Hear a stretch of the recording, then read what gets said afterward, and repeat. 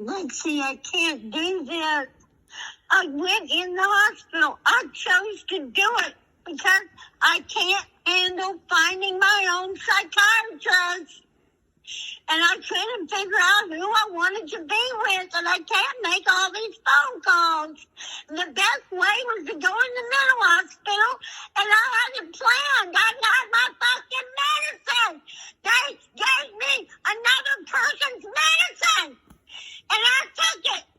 And then I woke up this morning, and it's not my medicine. It's another person's. It's not even the same. And I don't need medicine. I wasn't being able to handle all these phone calls and aggravating people. I don't like to aggravate people. Oh, and please find a way. I went in there to solve the problem. I don't have my medicine. I want my medicine. Okay. So that was one of my mother's voice messages she left for me the day after she was released. Granted, she had been calling me all day, all hours of the night, frantic. So some of them I answered, some of them went to voicemail. Mind you, this happened a year ago. So that's one of many voice messages she left me. I hire an attorney on Monday. Like Monday, she was released, I think, on a Friday.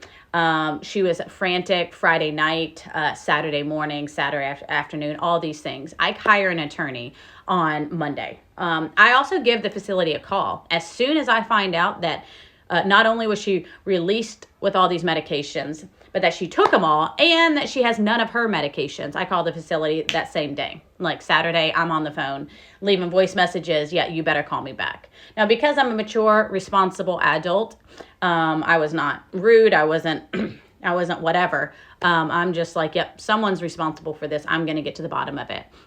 But I'm not going to like fly off the handle or anything like that. So my attorney wants to just settle this with their insurance thing because we can't prove damages. Okay.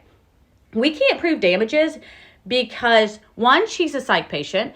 Two, there is no way in hell she's going to step foot in another doctor's office, facility, any medical professional the day after she's released from a facility that was supposed to have her best interest in mind and protect her and care for her. There's no way I'm going to convince this woman, hey, now go into another doctor's office, tell them what happened, and let them look at you. There's no way. Okay, there's no way I'm going to be able to convince her to do that. Are we just going to take that out? Like, because if she didn't die from it or didn't have like a severe allergic reaction, then it doesn't matter. I mean, no.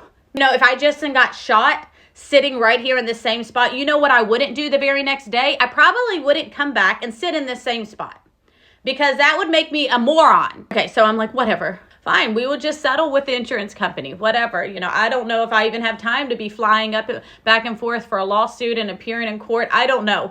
So we're like, I'll settle then. So it has taken a whole year. This is not a lawsuit. This was trying to settle it out with their insurance company. Okay, it has taken a whole year. They were offering $250 to settle it. They were offering $500 to settle it. And I'm like, no. Not only did it affect my mother, but it's affecting me. It's affecting me. I have to listen to my mother frantic during this moment. I have to drop everything I'm doing to figure this out. And it's nothing that I did wrong, and it's nothing she did wrong. Someone's going to pay for it, and it's not going to be us. At this point, we're a year in, and I'm like, I just want this over and done with, okay? So we agree on some settlement that they proposed, that they refused to sign. And then they decided, actually, no, we want to add some more clauses and exhibits to this contract that we drew up, that we agreed to, that you signed, that we didn't sign.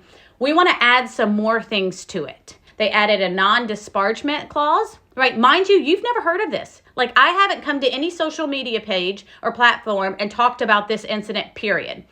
Okay? You have never heard of this because I haven't spoke about it this whole year. I can't badmouth them essentially on social media, in writing, verbally, electronically, however. Confidentiality thing where I can't discuss the settlement, which I get that, with anybody else. I can't discuss the incident with anybody else.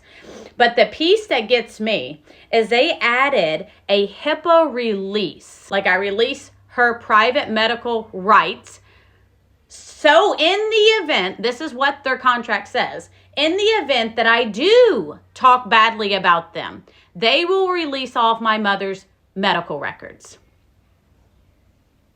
What?